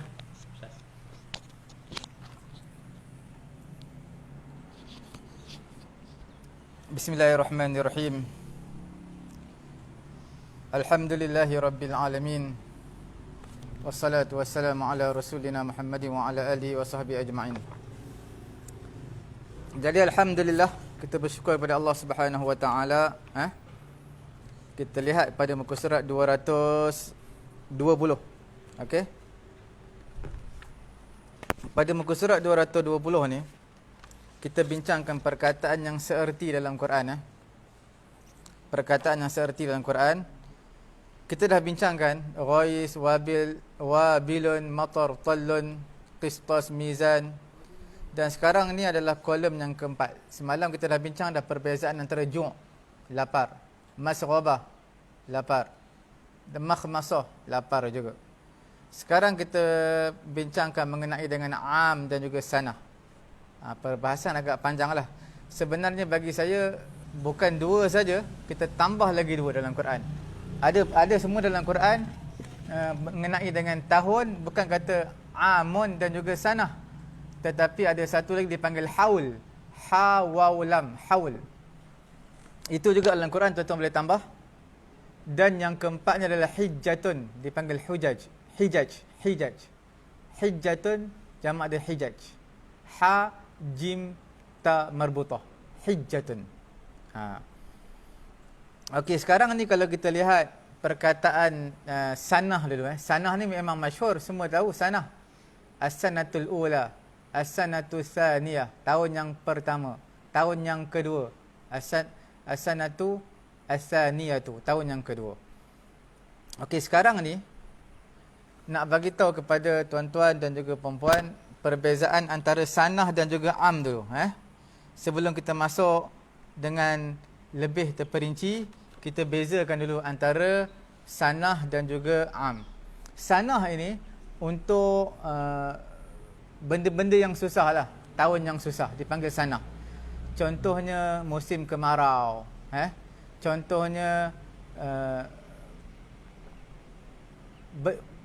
tahun-tahun musibah macam tahun sekarang, tahun Covid, dipanggil sanah. Covid, semua tak, ramai tak boleh kerja, kanak-kanak tak boleh belajar, itu dipanggil sanah. Okey. Dan sanah ni banyak datang dalam Quran, nanti kita akan sebutkan. Yang kedua am. Am ini untuk pengetahuan tuan-tuan, amun adalah kita panggil tahun-tahun yang baik, tahun-tahun yang senang. Okey. Sebab itu kalau kita lihat dalam surah Yusuf,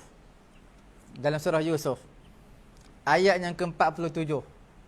Ayat ke-47 Qala tazra'una sab'a sinina da'aba fama hasadtum fadharuhu fi sumbulihi illa qalilan mimma ta'kulun. Qala tazra'una sab'a sinin.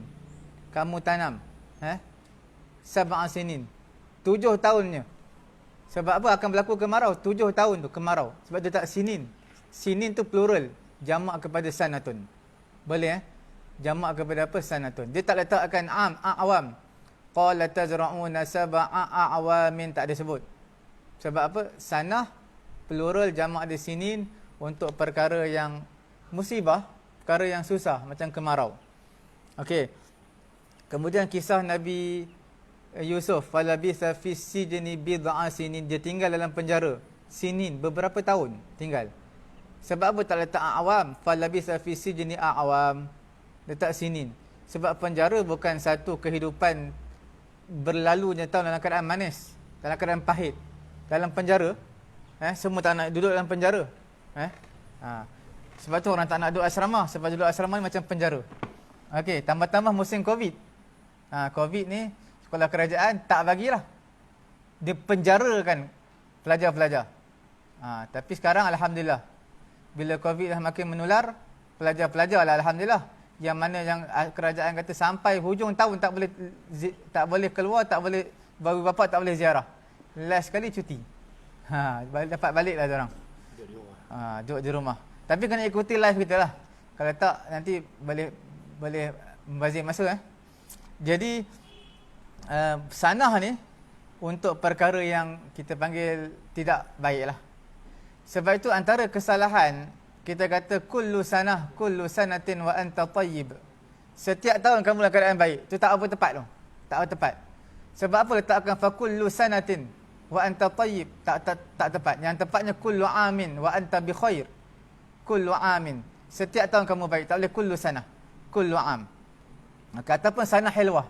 Sanah hilwah ni maknanya macam hari jadi, ulang tahun perkahwinan, sanah hilwah. Sanah hilwah tak tepat juga. Sebab sanah ni untuk benda tak baik. Ulang tahun kan benda baik, dipanjangkan umur, ulang tahun perkahwinan dan birthday, dipanjangkan umur, dapat hidup lagi sekarang ni. Jadi itu kita panggil apa? Tak dipanggil sanah hilwah. Sanah benda yang tak baik. Okey. Kemudian dalam surah apa nama ni, surah Al-Ankabut, dalam juzuk yang ke-20, juzuk yang ke-20 juzuk 20 walaqad arsalna nuhan ila qaumihi falabitha fihim alf sanatin illa 50 ama. Allah Taala utuskan Nabi Nuh alaihi salatu wassalam kepada kaumnya alf sanatin, 1000 tahun, illa 50 ama, melainkan 50 tahun. Sebab apa alf sanatin diletakkan sanah, illa 50 melainkan 50 diletakkan illa 50 aman. Sebab apa tak letak illa 50 sanatan? Sebab apa tak letak illa 50 sanatan? Sebab dah guna perkataan sanah. Mungkin tuan-tuan tak boleh nampak gambaran, kena tulis juga. Letak kursi tu. Kursi.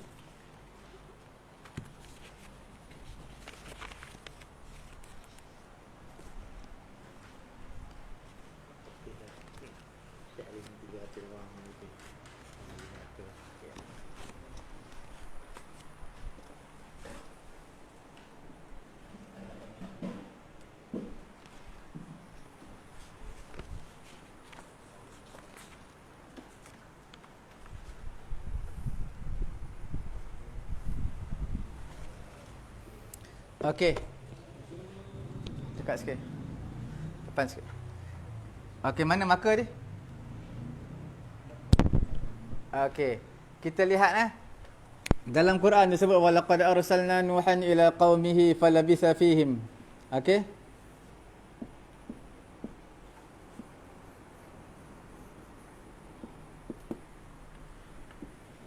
Alf sanatin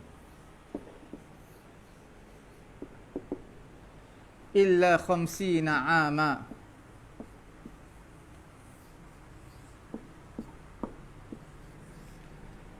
Sebab apa tak letakkan illa 50 sanatan? Sebab di sini tak sanah.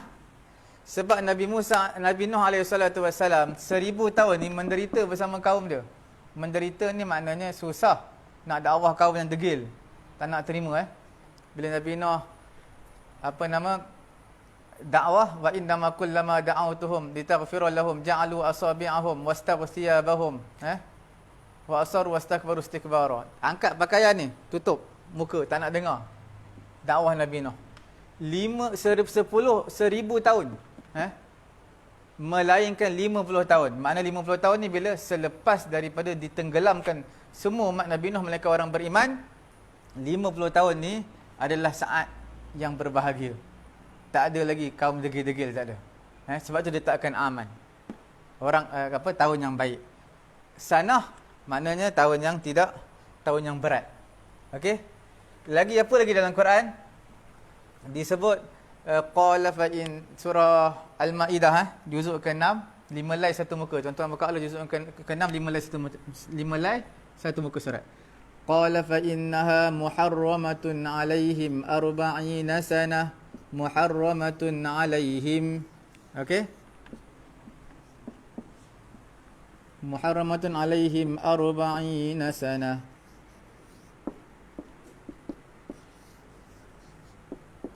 Mereka berada di Tih. Tih ni apa? Bukan teh tarik, T-O. Tih adalah padang pasir. Mereka kebingungan di padang pasir tu, tak tahu, tak tenggelam punca, tak tahu nak pergi mana. Pergi pusing kawasan tu je. Selama bila? 40 tahun. Kerana mereka tak nak taat kepada Nabi Musa. Nabi Musa kata, masuk ke Palestin, Allah Ta'ala bersama kamu. Mereka kata, kamu pergilah wahai Musa dengan Tuhan kamu. Anta wa rabbuka faqatila inna hahuna qa'idun. Kami nak duduk kami tak nak pergi perang. Kamu pergilah dengan Tuhan kamu. Itu perkataan orang Yahudi Bani Israel. Jadi Allah Ta'ala kata muharramatun alaihim 40 sanah. Nampak tak digunakan sanah ni? Sebab apa tak digunakan 40 aman? 40 tahun ni kebingungan dari padang pasir. Itulah diletakkan 40 sanah. Boleh Okey. Kemudian kita lihat lagi. Untuk pengetahuan tuan-tuan juga, sanah ini ada 2 fungsi dia. Sanah, tahun ni ada 2 fungsi. As-sanah. Satu adalah untuk tahdidul muddah. Apa maksud tahdidul muddah? Yang ni makna ghairu tahdidul muddah. Tahdidul muddah maksudnya tetapkan tempoh berapa tahun. Okey, 9 tahun, 10 tahun. Dalam Quran pun ada sebut dia sebut apa macam tadi 40 sanah, muharramatun alaihim 40 sanah. Sebab 40 tu makna tahdid, bilangan 40 tahun. Okey?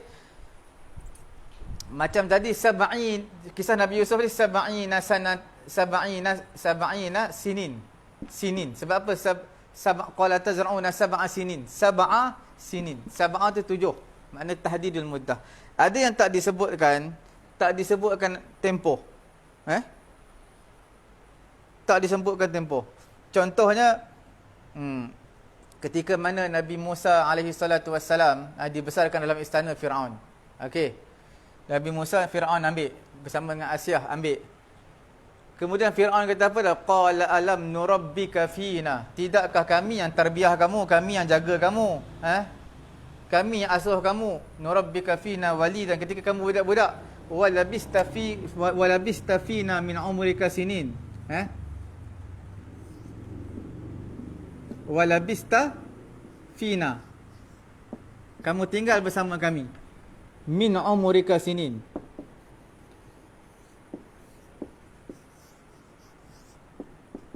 Sinin ni maknanya tak tahu berapa tahun. Nabi Musa duduk dengan Firaun tak tahu. Tak ditentukan berapa tahun, 2 tahun ke 3 tahun tak tahu. Nampak Jadi itu makna tak diletakkan tempoh. Ini dalam page yang pertama surah Asy-Syu'ara. Tuan-tuan buka surah Asy-Syu'ara page pertama bawah sekali tu Tuan-tuan nampak ayat ni. Macam tadi kisah Nabi Yusuf, falabisa fis sijni bid'a sinin. Falabisa, Nabi Yusuf duduk dalam penjara bid'a sinin, beberapa tahun. Berapa tahun tu tak tahu. Bid'a ni ada ulama kata 3 sampai 9 tahun.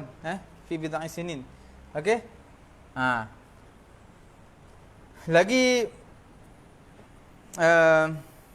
dalam surah Al-Isra. Dalam surah Isra pun ada sebut sinin walita'lamu adadas sinin wal hisab. Okey.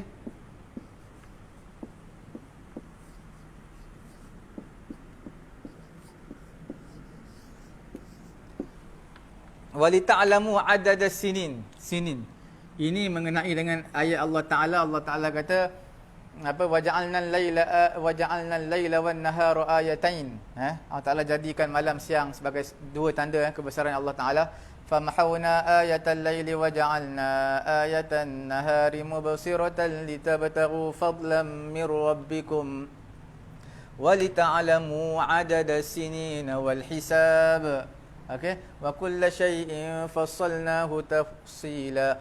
Jadi Allah Taala hilangkan famahawna ayatal laili, hilangkan malam datangnya siang supaya kamu cari rezeki. Semua ni untuk apa? Untuk kamu mengetahui bilangan tahun. Ada siang, ada malam, kita tahu bilangan tahun. Oh, dah cukup setahun. Kemudian hisab untuk waktu. Waktu haji, waktu dan sebagainya lah. Okey. Lagi apa lagi mengenai dengan sanah. Sanah kita rasa dah cukup setakat itu. Cuma kita tengok pula perkataan am. Ain alif mim am. Okey, untuk pengetahuan tuan-tuan dan juga puan-puan, am ini adalah untuk perkara yang baik. Dan am ini selalunya diletakkan tempoh waktu. Kadang-kadang ada juga tak diletakkan tempoh waktu. Am mana tak ditahdidkan al-muddah dia. Okey, kita lihat sekarang ni dalam surah apa am? Kisah Uzair. Au kalladhi marra ala qaryatin wa hiya khawiyatun ala urushiha qala anna yuhyi hadhihi Allahu ba'da mautiha fa amatahu Allahu mi'ata amin. Nampak? Mi'ata.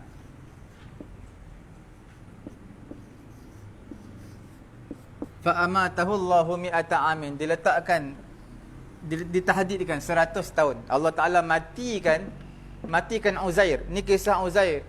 Bila tanya dia ingat ke baru satu hari, separuh hari. Sebenarnya dah 100 tahun dah. Dah lama dah Allah Ta'ala matikan dia. Nampak dia rasa macam sekejap je. Okey. Jadi di sini diletakkan am, mi'ata amin. Nampak? Ditahdidkan. Berapa tahun? 100 tahun ditahdidkan. Ada kala tak ditahdidkan, tidak ditentukan. Tahdid makna tentu. Contohnya dalam Quran, ya ayyuhalladzina amanu innamal. Ini surah Al-Baqarah, juzuk apa ni? Juzuk ketiga, satu lai. Kita buka juzuk yang ke-10, 5 lai, surah Taubah. Juzuk 10, 5 lai. Kita akan lihat. Ya ayyuhalladzina amanu innamal musyrikuuna najasun fala yaqrabul masjidal harama ba'da 'amihim hadza ba'da 'amihim hadza. Mana janganlah mereka menghampiri yaqrabul masjidal haram, menghampiri masjidil haram. Orang musyrikin itu najis, tak boleh menghampiri masjidil haram selepas tahun mereka ini. Mana tahun mereka ini apa? Tahun pada ketika itulah. Tahun itu lepas daripada ni tak boleh lagi orang musyrikin menunaikan haji. Mereka yang i'tiqad mereka najis. Jadi untuk orang Islam sahaja. Jadi am ni tahun bila ni? Tahun pada ketika tu dia tak tentu kan. Tapi faham dengan siyaqul kalam. Dan pada ketika itu. Okey Kadang-kadang di sini ayat-ayat ni sebenarnya adalah untuk izhar al-madad, lebih berbanding al-adad. Apa maksud izharul madad akthar min izharil adad? Mana bukan nak cerita sangat bilangan, nak ceritanya pertolongan Allah. Allah Taala bukakan Masjidil Haram ni untuk orang Islam je. Allah Taala nak tunjukkan kisah Uzair ni, bukan nak tunjuk sangat 100 tahun, 1000 tahun pun boleh. Okey? Cuma Allah Taala nak izharul madad. Okey? Kemudian ada antara kita lihat antaranya 3 topik yang penting yang kita nak sebutkan, 3 ayat yang penting di sini. Yang pertama dalam surah apa ya? Dalam okey, itu cukup sekat dulu untuk apa nama sanah dan juga satu lagi apa? Am. 2. Sekarang kita nak bincang mengenai dengan haul. Haul. Haul ini adalah makna tahun juga. Ada dekat dalam Quran tapi tak ada letak dalam buku Sabah. Tuan-tuan tambah haul. Haul ni makna tahun juga. Dalam kitab-kitab disebut apa? Hala alaihil haul. Hala alaihil haulu. Apa makna hala alaihil haul? Telah sampailah haul. Makna telah sampai haul, telah tempoh matang. Tempoh matang. Dah sampai, dah tiba masanya. Okey, sekarang kita lihat mengenai dengan haul ni. Ada 2 disebut dalam Quran haul ni. Yang pertama mengenai dengan ayat apa? Al-wiladah. Okey. Satu lagi ayat apa? Ayat Ar-Radha'ah. Ar-Radha'ah. Apa maksud wiladah? Wiladah ni bukan wiladah tau. Al-wafah. Bukan wiladah, kita panggil wafah. Wafah ni apa? Masuk kewafatan. Silap ni. Okey, tuan-tuan boleh lihat dalam surah apa? Dalam juzuk yang kedua, 9 lai. Juzuk kedua 9 lai. Walladzina yutawaffawna minkum wa yadharuna azwajan wasiyatan li azwajihim mata'an ilal hauli. Mata'an ilal hauli. Ghayra ikhraj. Haul ni nampak? Juzuk 9 Juzuk 9. Juzuk yang kedua 9 lai. Surah Al-Baqarah. Haul ni makna tahun. Iddah perempuan yang kematian suami setahun. Awal-awal Islam dulu lah. Kemudian dimansuhkan. Jadi 4 tahun 9 bulan. Mata'an ni muta'ah. Bukan nikah muta'ah. Bayaran muta'ah. Bukan nikah muta'ah. Mata'an ni bayaran sagu hati lah. Bila kita seseorang ceraikan isteri dia, dia kena bagi sagu hati. Sagu hati sebagai hadiah terakhir untuk isteri dia. Ni muta'ah, bukan nikah muta'ah, bayaran. Muta'ah di Malaysia kita ni ditetapkan oleh hakim syar'i ya. Hakim mahkamah syariah. Berapakah muta'ah? Sampai 30 juta pun ada muta'ah. Jangan main-main. 30 juta pun ada. Atas kebijaksanaan hakim lah akan putuskan. Tengok suami dia kerja apa, income sebulan berapa. Kemudian hakim yang putuskan. Bukan isteri yang tetapkan. Kalau isteri tetap, dia nak macam-macam lah.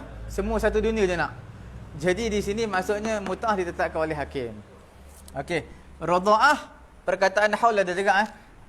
Wal walidatu yurdi'na auladahunna haulaini kamilain. Ini 9 lai 9 lai juzuk yang kedua. Ini 8 lai juzuk kedua. 8 lai.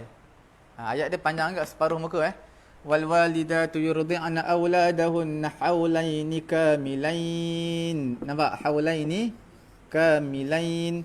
Susu anak sampai 2 tahun cukup sempurna. 2 tahun sempurna. Kalau kamu nak lah. Bukan wajib kalau kamu nak. Haulaini kamilain susu. Nampak? Dekat mana tu? Haul. Inilah haul. Nampak? Haul. Haulain ya nun ni menunjukkan 2 tahun. Okey. Okey. Itulah perkataan dalam Quran. Bila sebut hal alaihil haul. Hal alaihil haul iaitu haul bermaksudnya bermula daripada tarikh yang awal sampailah cukup tahun. Maknanya bila sebut haul ni cukup 12 bulan. 12 bulan cukup. 12 bulan cukup, itu dipanggil haul. Jadi di sini bilakah haul dia? Setahun. Bermula daripada kematian suami sampailah tempoh haul setahun, cukup 12 bulan. Ini bilakah tempoh radha'ah 2 tahun tu? Bermula, ada tarikh mula, ada habis, matang. Bermulalah daripada tempoh dia lahir anak ke kehidupan dunia sampailah cukup 2 tahun, 24 bulan. Nampak itu perbezaan dia lah. Kemudian sekarang kita bincang yang terakhir pula. Bincang mengenai apa yang terakhir ni. Ini haul. Itu pun tak disebutkan dalam buku Ustaz Wan Rosli tau, dalam perkataan seerti ni. Tapi Ustaz Wan Rosli ada sebut dalam buku. Tuan-tuan, buku yang tuan-tuan bincangkan ni, ada. Tuan-tuan boleh lihat dalam huruf ha. Ha ni muka surat berapa ya? Ha. Tuan-tuan tengok muka surat yang ke-89. Tuan-tuan tengok muka surat buku ni, buku Ustaz Wan Rosli, lihat muka surat 89. Tuan-tuan nampak ada tulis di situ apa? Hijjah. Jamak dia hijaj.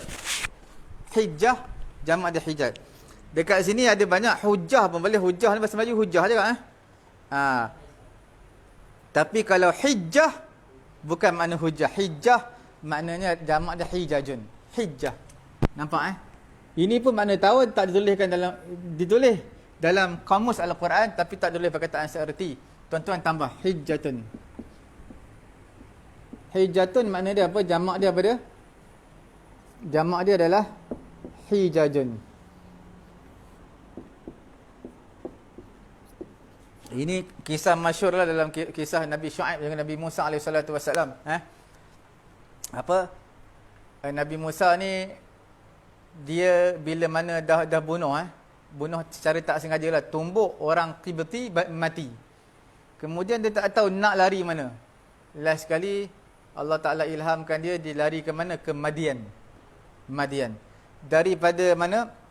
Daripada Mesir, yang mana Nabi Musa tumbuk mati orang kaum Qibti, lari ke Madian, perjalanan tak jauh. 8 malam. 8 hari perjalanan. Nabi Musa daripada mana ni? Mesir ke Madian 8 hari. Berjalan kaki, tanpa bekalan, tanpa tunggangan. Berjalan kaki, tanpa bekalan, tanpa tunggangan. Berjalan kaki sampai ke Madian. Perut ni orang terkejut. Bukan terkejut bulatnya Nabi Musa. Perut ni dah kempih pergi sampai ke belakang. Tak ada isi. Orang pelik. Sebab apa?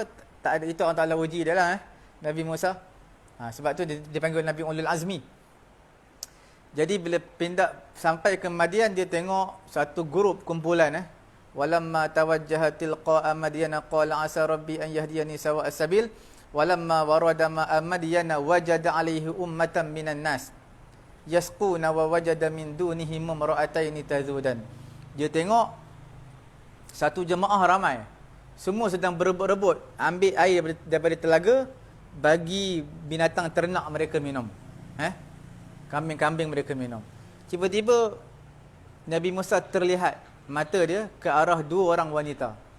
Dua orang wanita yang muda, yang mana tak nak berebut sekali. Dia duduk je.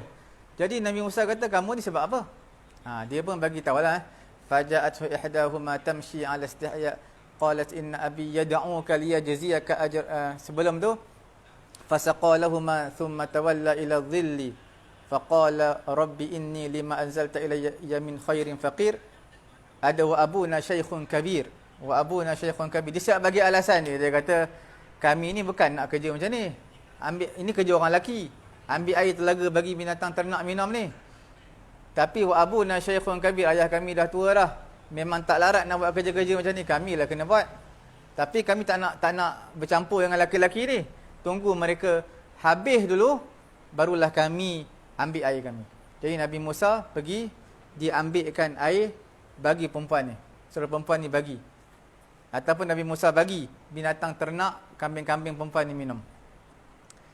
Kemudian bila dua orang perempuan ni pulang ke mana? Pulang ke rumah mereka. Mereka bagi tahu ayah mereka, Nabi Syuaib AS. Dia kata, kami jumpa seorang lelaki ni, baik ni lelaki ni. Kemudian dia kata apa? Qawiyul amin. Kuat. Kemudian amin, amanah. Nabi Syuaib tanya, macam mana kamu tahu dia seorang qawi dan amin? Yelah bila mana Nabi Syuaib suruh panggil Nabi Musa datang.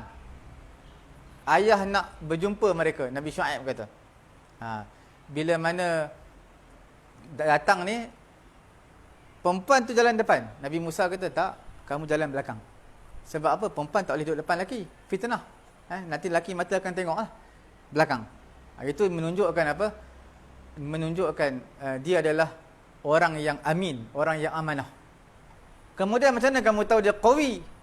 Yalah, untuk tarik besi, besi tu, batu besi 10 orang punya angkat. Nabi Musa seorang saja dia angkat. Mana kuat.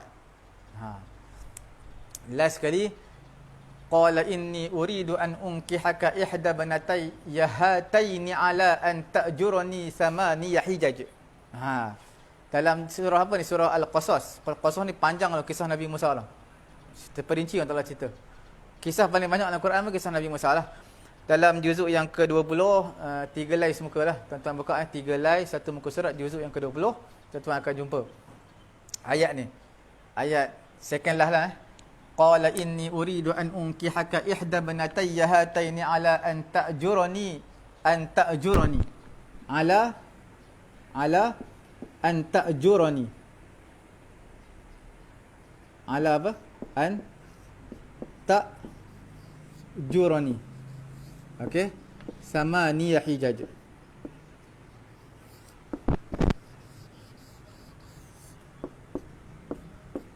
Okey. Okey, Nabi Syuaib kata aku nak nikahkan kamu ni. Nikahkan siapa? Dengan salah seorang daripada 2 anak perempuan aku lah. Ala, dengan syarat an ta'jurani. Ta'jurani makna kamu jadi pekerja aku lah. Aku nak guna tenaga kamu. Kamu bekerja dengan aku. Berapa tahun? Samaniyah hijaj. Ini mautinus syahid kita. Hijaj. Makna tahun. Tahun. Fa in atmamta 10 famin 'indi. Kalau nak sempurna 10 tahun lagi baik. Tapi kami punya perjanjian, Nabi Syuaib kata 8 tahun je. Kalau kamu nak 10 tahun, itu daripada diri kamulah, sukarela kamu. Volunteer kamulah. Okey. Jadi sebenarnya 8 tahun yang kami minta. Wa ma uridu an asyqa 'alaik. Kami ni bukan nak susahkan kamu. Wa ma uridu an asyqa 'alaik. Kami ni bukan nak susahkan kamu wahai Musa. Cuma satajiduni insya-Allah minas sabirin. Kamu akan mendapati aku insya-Allah di kalangan orang-orang yang sabar. Sebab Nabi Syuaib nak menikahkan Nabi Musa dengan anak dia, Nabi Syuaib nak bagi tahu dulu, aku ni kalau janji mesti tepat. Bukan jenis mungkin janji, tidak. Kemudian yang keduanya, aku nak kesungguhan kamu lah. Kesungguhan kamu selama 8 tahun kamu kerja sungguh-sungguh. Dan perkara ni tak mustahil tau. Nabi Syuaib yang tawarkan anak perempuan kepada siapa? Nabi Musa. Ini kita panggil apa? Perigi cari air. Perigi cari timba ke apa? Dalam bahasa Melayu kita lah. Perempuan cari lelaki, sepatutnya lelaki cari perempuan. Itu benda yang tidak mengaibkan, tidak memalukan. Berlaku kepada Hafsah bin Umar. Hafsah binti Umar. Umar yang carikan lelaki untuk anak perempuan dia. Siapa? Umar tawarkan. Abu Bakar nak tak anak perempuan aku? Hafsah. Tawarkan lagi kepada Osman. Jadi begitulah yang berlaku kepada kisah ni. Nabi Syuaib tawarkan anak perempuan kepada orang lelaki. Sepatutnya orang lelaki cari perempuan. Begitu juga pada zaman Nabi, ada perempuan tu hibahkan diri dia untuk Nabi. Kata aku nak diri aku ni nak serahkan kepada Nabi. Jadi benda-benda itu benda yang tidak aib lah, tidak dikira aib. Okey.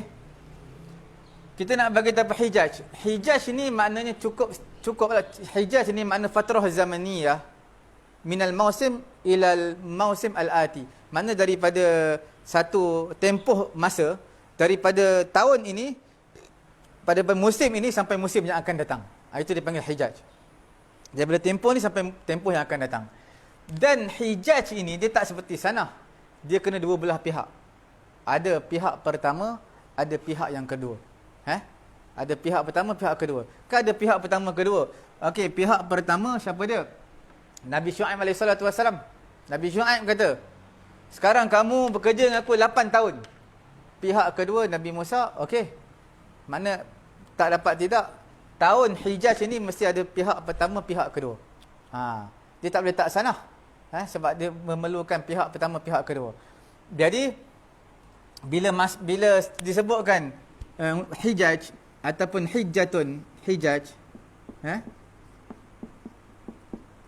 hendaklah perkara tersebut Pihak yang pertama kita panggil at-tarful awal. Tarful awal pihak pertama. Siapa dia? Iaitu Nabi Syuaib. Pihak yang kedua dipanggil tarfus sani. Pihak yang kedua. Siapa dia? Musa. Dipanggil hijjah ini bila mana berlakunya akad. Akad melalui perkataan, akad yang mubrim, yang termeterai antara dua belah pihak. Moderator dah suruh berhenti lah. Kita nak habiskan sebab perkataan ni banyak dalam Quran, seerti, dekat-dekat.